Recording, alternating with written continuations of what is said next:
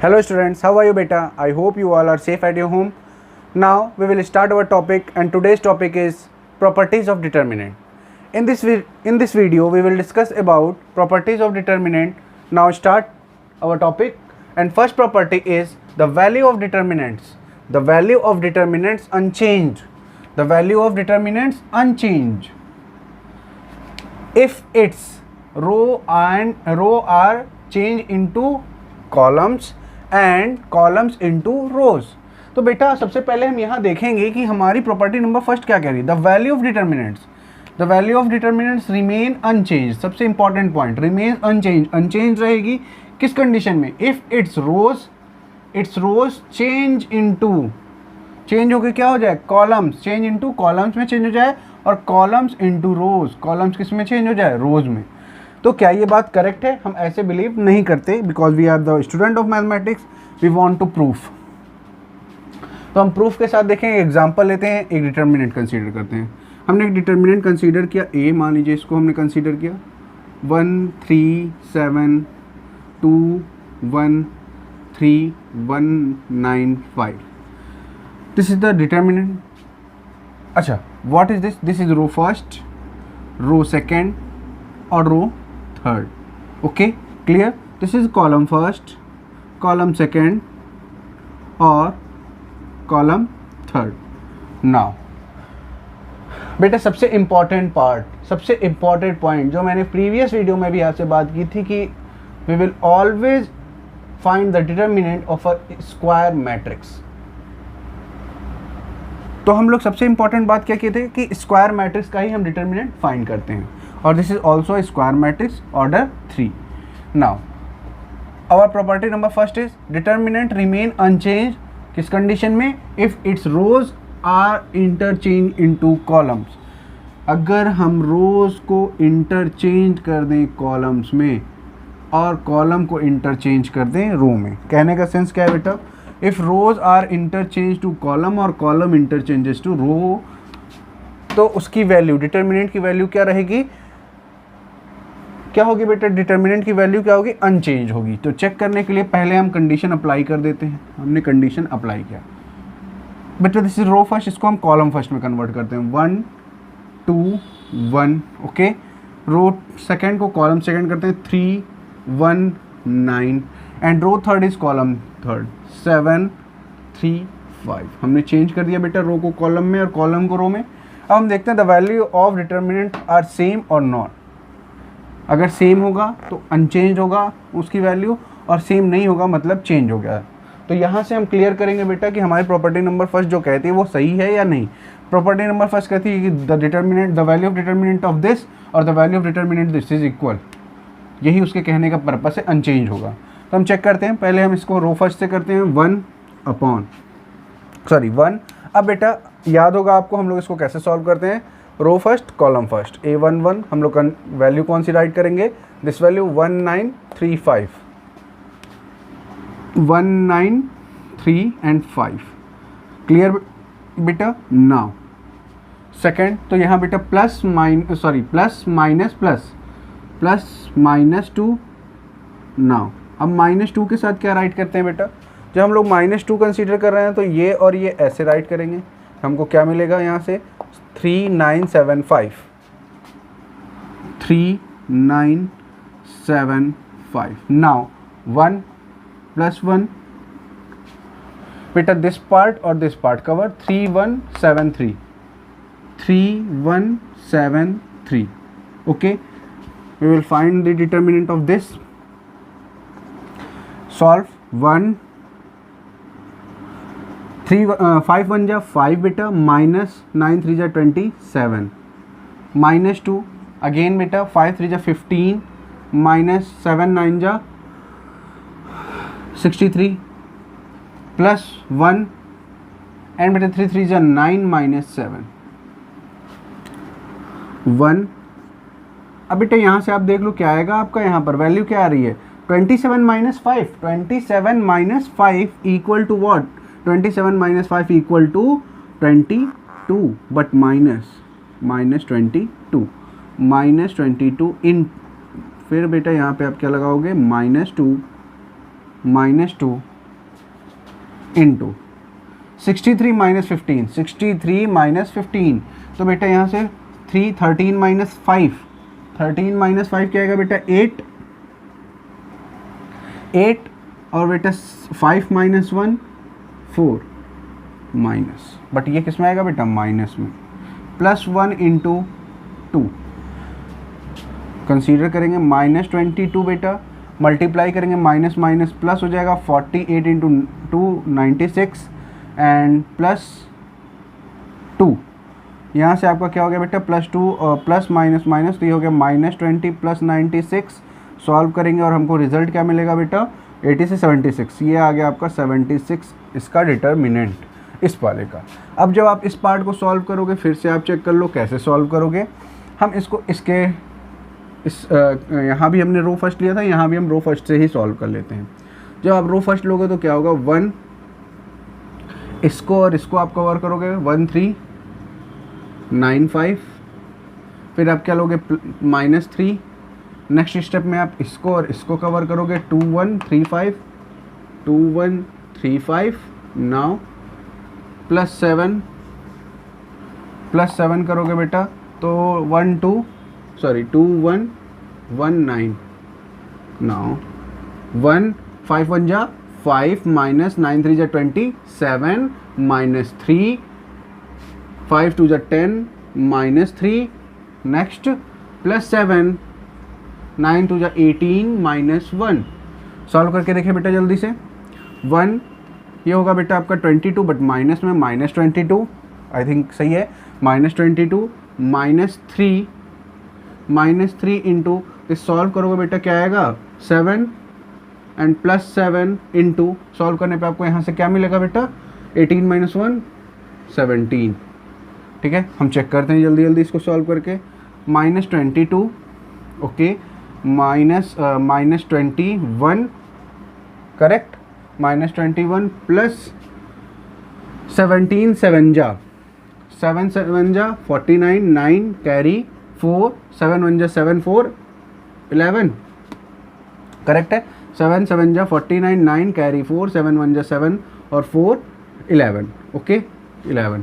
Now अब हम check करेंगे बेटा 1 1 2 1 3 2 2 जा 4 माइनस में प्लस 1 1 9, और आप इसको माइनस करके देख लो क्या आएगा आपका 9 माइनस 3 9 माइनस 3 6, फिर बेटा यहाँ आपका 11 है, 11 माइनस 4 7 76।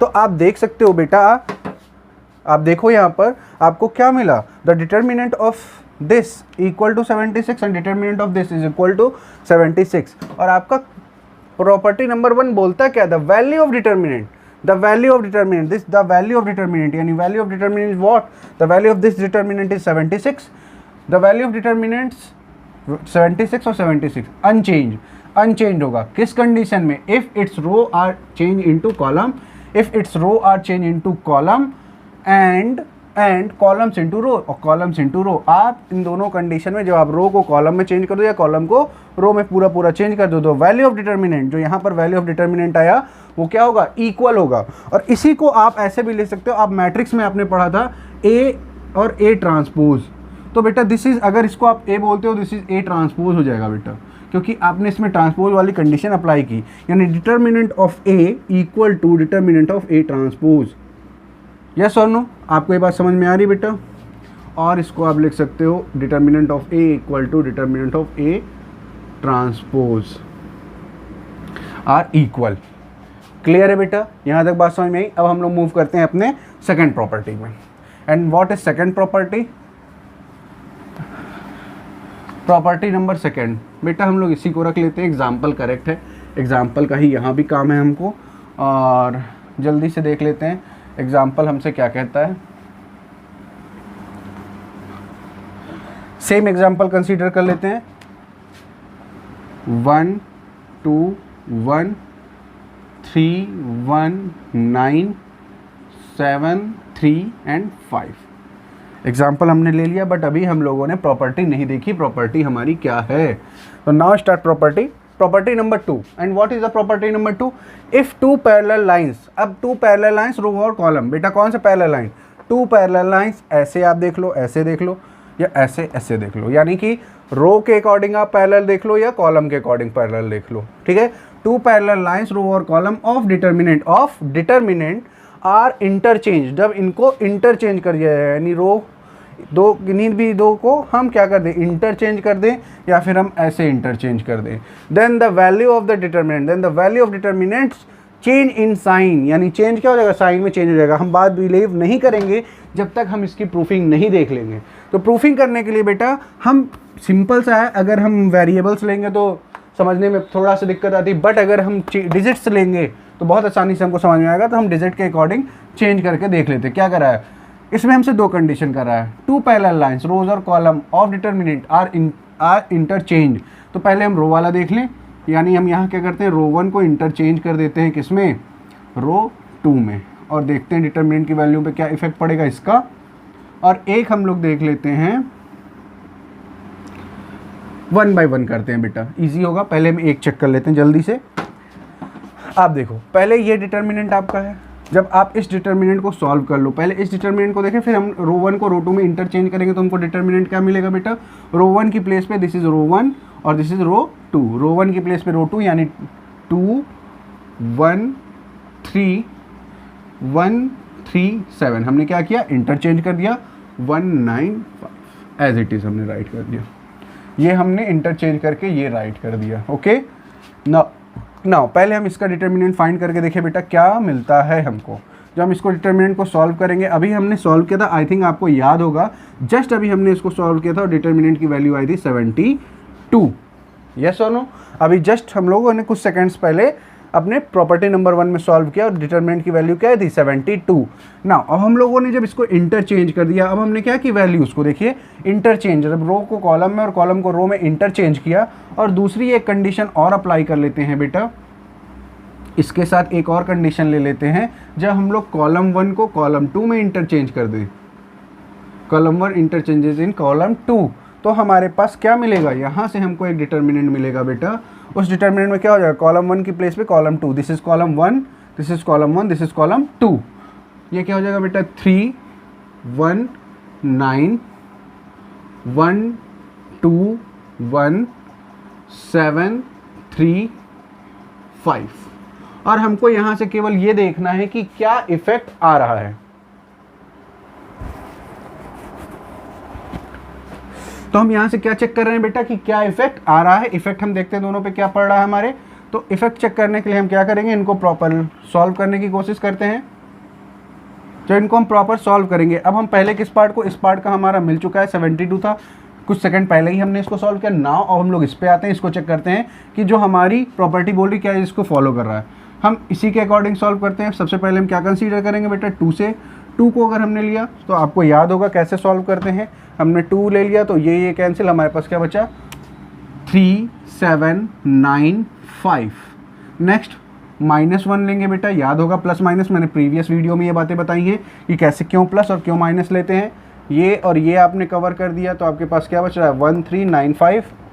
तो आप यहाँ से लिए 1395। ओके, नाउ +1 एंड +1 के साथ आप क्या ले रहे हो बेटा, ये और ये आपने कवर कर दिया तो 1337।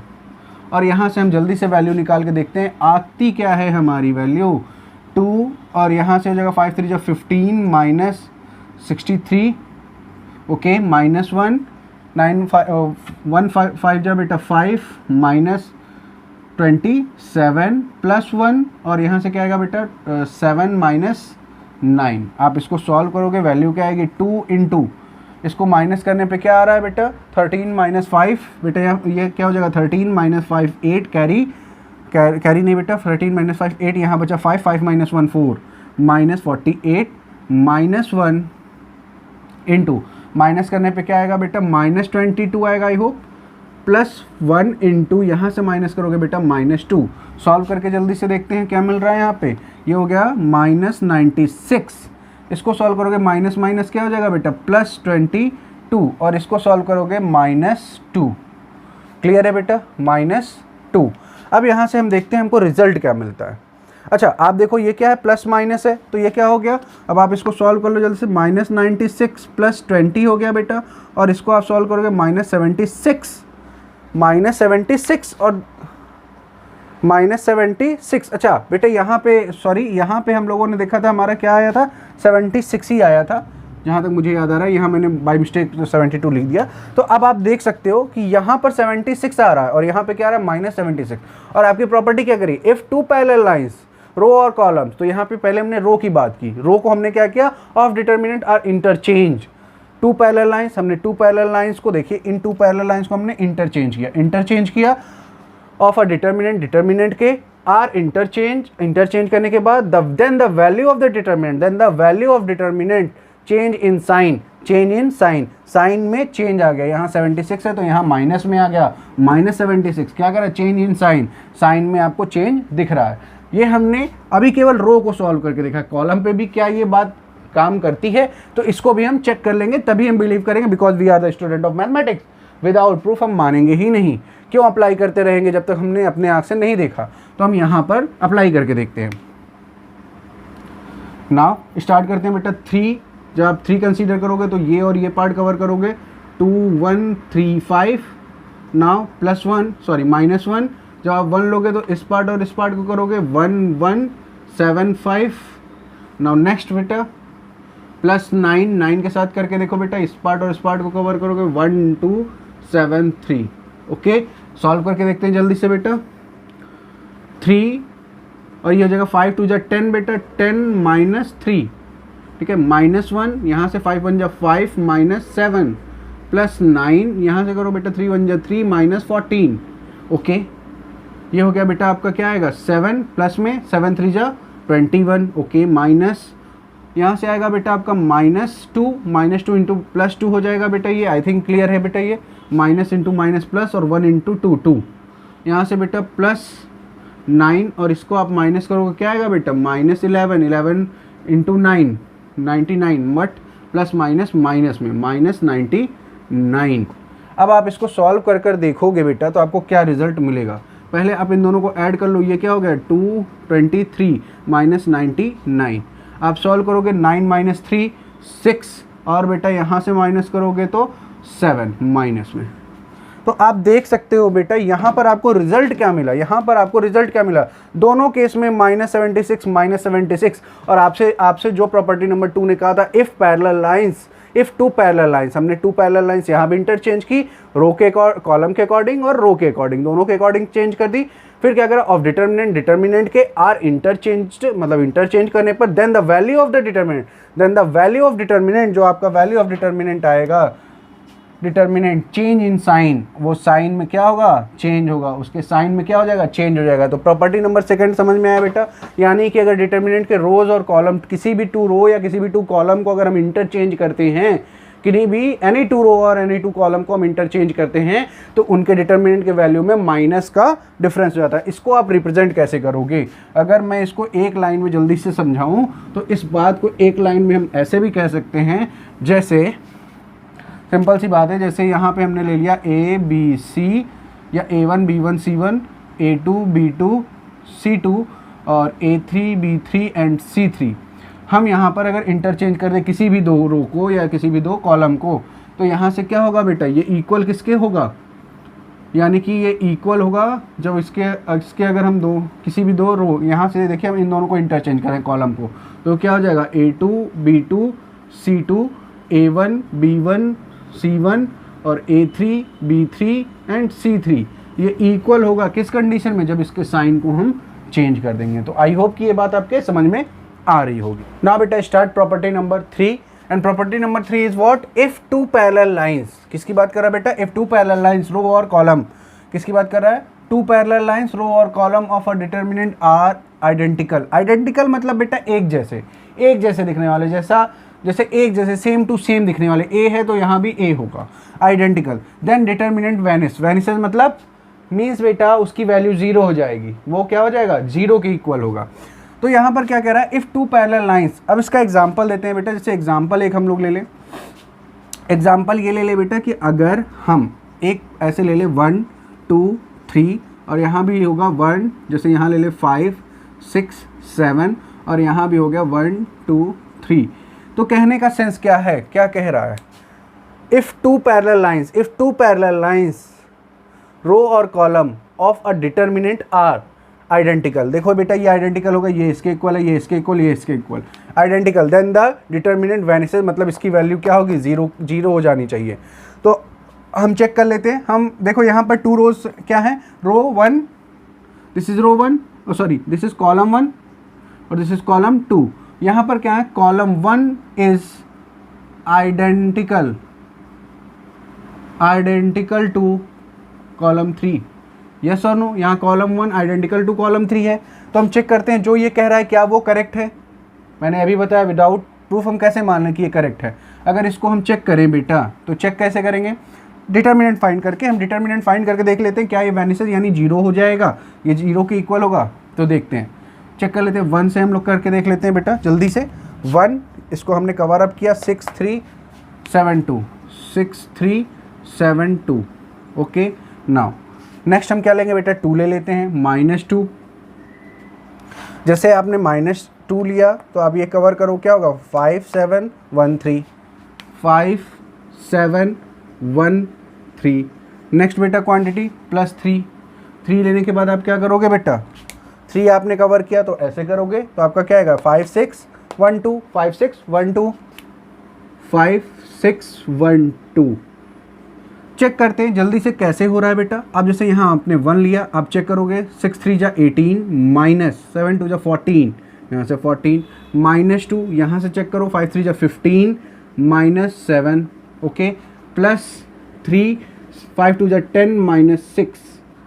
चेक करो जल्दी से बेटा, 1 और ये क्या हो जाएगा बेटा, मल्टीप्लाई बाय 4, ठीक है, -2 इंटू यहाँ पे आप सॉल्व करोगे क्या आएगा, 8, यहाँ से आप सॉल्व करोगे +3 इंटू 4, यहाँ आ गया बेटा 4 -16 और +12। आप देख सकते हो ये और ये ऐड हो जाएगा, 16 - 16 = 0। इट्स मीन जो आपकी प्रॉपर्टी बोलती है वो करेक्ट है।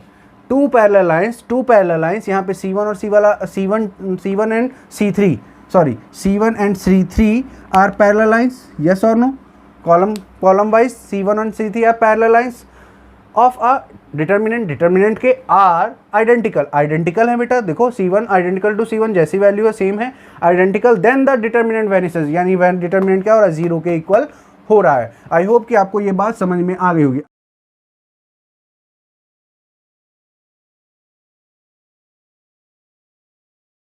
If each element of a row, सारे एलिमेंट किसके, एक रो के, और if each element of a column, यानी एक कॉलम के सारे एलिमेंट की बात कर रहा है, ऑफ अ डिटर्मिनेंट के, is multiplied by the same number, अगर किसी सेम नंबर से मल्टीप्लाई हुआ है, then the value of determinant is also multiply by the number, उस नंबर से उसको मल्टीप्लाई करेंगे। कहने का सेंस क्या है, पहले मैं इसको आपको ऐसे जनरली समझा दूं, फिर मैं आपको एक अच्छा सा एग्जाम्पल लेके प्रूफ करके दिखाऊंगा बेटा।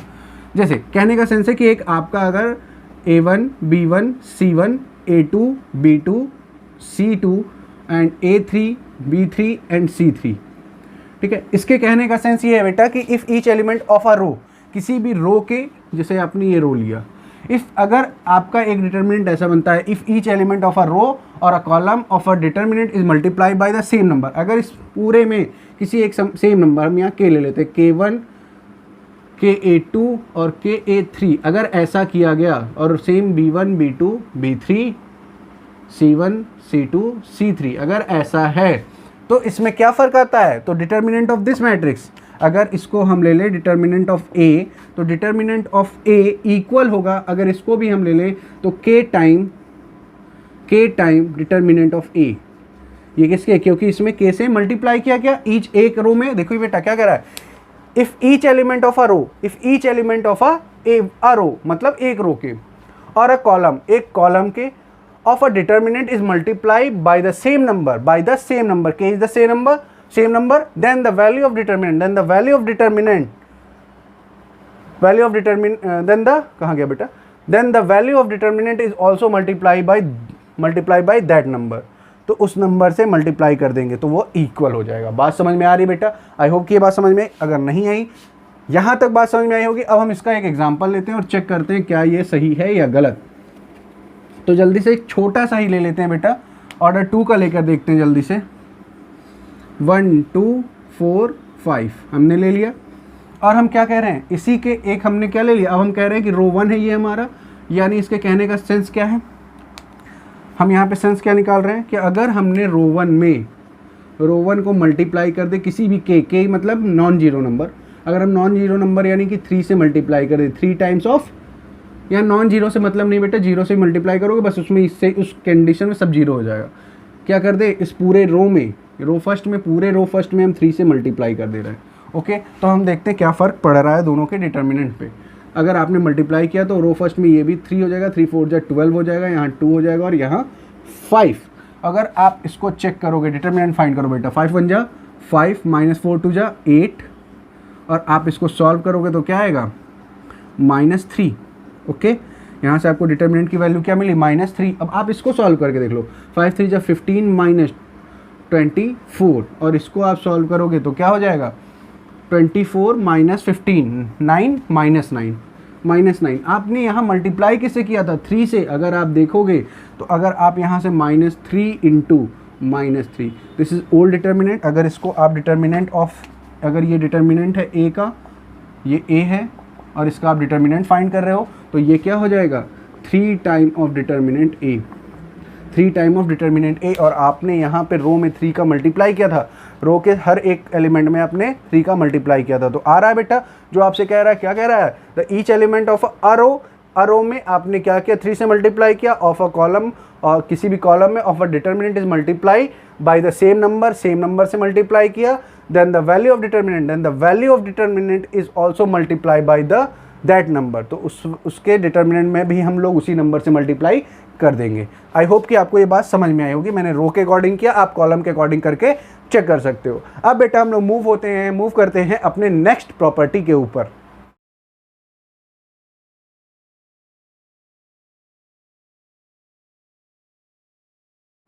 नाउ बेटा हम लोग स्टार्ट करते हैं property number 5, and property number 5 is what, if each element, बेटा बहुत ध्यान से करना पड़ेगा because property number 5 and property number 6 is very important. If each element in any row और column of a determinant consist of sum of 2 terms, then the determinant can be express as the sum of 2 determinants. मतलब कहने का sense क्या है, अगर हम example के through देखें तो हमसे कहना क्या चाहता है, क्वेश्चन हमसे कहना चाहता है कि अगर आपका एक डिटर्मिनेंट है, आप एक डिटर्मिनेंट लो 1 2 3 1 5 7 एंड 3 2 1, अगर आपका ऐसा कुछ है, आपसे क्या कह रहा है, if each element in any row, any row और कॉलम किसी भी कॉलम में of a determinant consist of sum of 2 elements. अच्छा, ये किसी सम ऑफ 2 एलिमेंट्स है, थोड़ा सा इसमें चेंज कर देते हैं बेटा, consist of 2 sum of 2 elements. अब जैसे यहाँ पे प्लस कर दो, ए बी और सी कर लेते हैं, ठीक है, और यहाँ पे हम कर देते हैं, जो हम कोई भी डिजिट लिख सकते हैं, 3 2 1। ओके, तो कह रहा है कोई भी एक रो या कोई भी एक कॉलम कंसिस्ट करता है क्या, सम ऑफ 2 एलिमेंट्स, है ना बेटा, sum of 2 terms, then the determinant can be express as the sum of 2 determinants. अच्छा, तो इसको हम एक्सप्रेस कर सकते हैं कैसे, 2 डिटर्मिनेंट्स के सम के फॉर्म में। अगर इसको हम डिटर्मिनेंट ए बोलते हैं, अगर इसको हम ए से रिप्रेजेंट करते हैं, तो अगर अब इसको हम स्प्लिट कर दें, यानी कहने का सेंस क्या है बेटा आपका प्रॉपर्टी नंबर 5 का, कि अगर आप इसको ऐसे राइट कर दो 5 3 2 1 प्लस 1 2 3 ए बी सी और 3 2 1, और इसको आप नेम दे दो बी, इसको बी से रिप्रेजेंट कर दो, और इसको अगर आप सी से रिप्रेजेंट कर दो, तो आपसे प्रॉपर्टी क्या कह रहा है, डिटर्मिनेंट ऑफ दिस यानी डिटर्मिनेंट ऑफ ए इक्वल होगा किसके, determinant of B plus determinant of C के। बात समझ में आ रही बेटा, ये क्या कहना चाह रहा है, determinant A is equal to determinant of B plus determinant C के इक्वल होगा, यही कह रहा है। If each element in any row और कॉलम, तो कॉलम में हमने कर दिया ऑफ अ डिटर्मिनेंट के consist of sum of 2 terms का सम दिख रहा है बेटा, then the determinant can be express as the sum of 2 determinant. तो डिटर्मिनेंट ए इक्वल होगा determinant B plus determinant C के। बिलीव कैसे करेंगे, बिलीव कैसे करेंगे? तो इसको हम सॉल्व भी कर सकते हैं, बट ये एग्जाम्पल हमारे लिए बेटर नहीं होगा। हम छोटा सा एक एग्जाम्पल लेते हैं जो समझने में हमको जल्दी होगी, बिकॉज इसको सॉल्व करने में बहुत टाइम हमारा जाने वाला है। तो जल्दी से एक हम लोग छोटा सा एग्जाम्पल लेते हैं, कोई भी एक छोटा सा एग्जाम्पल लेकर देख लेते हैं। ऑर्डर 2 का ले लेते हैं। 1 2 2 plus x and 3 plus y हमारे पास ऐसा है। इसको हम ए का नाम दे दें, ये हमारा डिटर्मिनेंट ए है। अब इसको हम एक्सप्रेस कैसे कर सकते हैं? जैसा हमसे कहा है, इसको बी के फॉर्म में हम एक्सप्रेस कर सकते हैं, बी 1 2 एंड 2 3, और इसको हम एक्सप्रेस कर सकते हैं, सी को ऐसे एक्सप्रेस कर दें 1 2 एक्स वाई। और हमने अभी जो कहा, हमको प्रूफ क्या करना है? प्रूफ करना है कि determinant of A equal to determinant of B plus determinant of C, ये हमको शो करके दिखाना है। तो जल्दी से करके देखते हैं। अगर हम इसको सॉल्व करेंगे तो कैसे करेंगे? 1 इंटू दिस, तो 1 into y minus 2 into x plus y. अगर हम डिटर्मिनेंट ऑफ ए फाइंड करते हैं, यहाँ से क्या मिलेगा बेटा? 3 प्लस 1 वाई, यानी वाई माइनस 2 2 जा 4 माइनस 2x, और यहाँ से आपको मिल जाएगा 3 और 4 माइनस 1, यहाँ से मिल जाएगा y माइनस 2x, और ये हो जाएगा बेटा आपका -1। आपको डिटर्मिनेंट ऑफ ए क्या मिल रहा है? यहाँ से आपको डिटर्मिनेंट ऑफ ए ये मिल रहा है। चेक करते हैं, जल्दी से चेक करते हैं। 3 1 जा 3 माइनस 2 2 जा 4, यहाँ से आपको डिटर्मिनेंट ऑफ बी क्या मिला? -1। ओके, अब यहाँ पर आ जाओ, यहाँ पे मल्टीप्लाई करके आप देख लो सी वाला डिटर्मिनेंट ऑफ सी क्या मिलेगा? y minus 2x। अब इन दोनों का हमको सम करना है, तो डिटर्मिनेंट बी प्लस डिटर्मिनेंट सी को आप सम करके देख लो। -1 प्लस करोगे, क्या करोगे? y माइनस 2x, यही सम करोगे, और आपका जो फॉर्म है y माइनस 2x माइनस 1, आप देख सकते हो यही आ रहा है, सेम और नहीं। आप देख सकते हो यहाँ से क्या आ रहा है? डिटर्मिनेंट ए, जो आपका डिटर्मिनेंट ए था वही आ रहा है। डिटर्मिनेंट बी और सी, डिटर्मिनेंट बी और सी इक्वल आ रहे हैं। आई होप कि आपको ये बात समझ में आई होगी। तो ऐसा आप कर सकते हो। नाउ अब हम लोग मूव करते हैं अपने बेटा नेक्स्ट प्रॉपर्टी पे। And what is the next property? Next property is what? Property number 6 is what? If the same multiple of elements of any row और column of a determinant are added to the corresponding elements of any other row or column, then the value of the new determinant remains unchanged. क्या होगा? remains unchanged होगा। अब इसको हम represent कैसे करेंगे बेटा? जैसे अगर यहाँ पे हम समझने की कोशिश करें, तो यहाँ पर एक अच्छा सा हम एक कंडीशन ये है कि अगर हमने जैसे एक एग्जांपल के लिए C1 को इंटरचेंज कर दिया C1 प्लस 2 C2 में, तो ये क्या कह रहा है? अनचेंज रहेगा। जो उसकी वैल्यू होगी वो अनचेंज होगी। कैसे अनचेंज होगी? अब आप हम चेक करते हैं। एक छोटा सा एग्जांपल लेते हैं। जैसे हमने एग्जांपल ले लिया, यहाँ पे हमने ले लिया 1 2 3, 1 2 ले लिया बेटा, 1 2, और यहाँ पे ले लिया 3 4। ओके, कोई प्रॉब्लम नहीं है, ये डिटरमिनेंट ए है। अच्छा, इसमें हमसे क्या रहा है? इनको चेंज करने के लिए चेंज करते हैं। जब ये अप्लाई करते हैं C1 में हम क्या कर रहे हैं? C1 प्लस 2 C2, तो C1 प्लस 2 इंटू 3, यही करेंगे बेटा। और इसमें क्या करेंगे? 2 प्लस 2 इंटू 4, नाउ 3 एंड 4, ये एज इट इज़ रहेगा। ये चेंज करने के बाद हमको क्या मिलेगा बेटा? 1 प्लस 2 3 जा 6 एंड 2 प्लस 4 2 जा 8, 3 एंड 4, और इसको चेंज करने पे हमको मिलेगा 7 10 3 4। अब बेटा कहने का सेंस ये है कि the value of this determinant and the value of this determinant are unchange, यानी इक्वल होगा। चेक करते हैं। 4 1 जा 4 माइनस 3 2 जा 6, यहाँ से आपको क्या मिल रहा है बेटा? माइनस करोगे तो -2 डिटर्मिनेंट की वैल्यू, और यहाँ से क्या मिल रहा है? 28 माइनस, और यहाँ से सॉल्व करोगे 30, और यहाँ से भी क्या मिल रहा है? -2, और यहाँ से भी क्या मिल रहा है? -2। आई होप कि आपको ये बात समझ में आ रही होगी कि यहाँ भी आपको डिटरमिनेंट की वैल्यू -2 मिल रही है, और यहाँ भी -2 मिल रही है। इट्स मीन जो हमारा प्रॉपर्टी नंबर 6 बोलता है कि इसकी वैल्यू अनचेंज रहेगी जब आप ऐसे कंडीशन बेटा ये ऐसा नहीं है आप R1 changes to R1 plus 2R2 कर दो, यहाँ 2 की जगह 5R2 कर दो। इन सारे कंडीशन में वैल्यू क्या होगी? The value of determinants are unchange, या चेंज नहीं होगी। तो आई होप कि आपको प्रॉपर्टी नंबर 1 2 3 4 5 6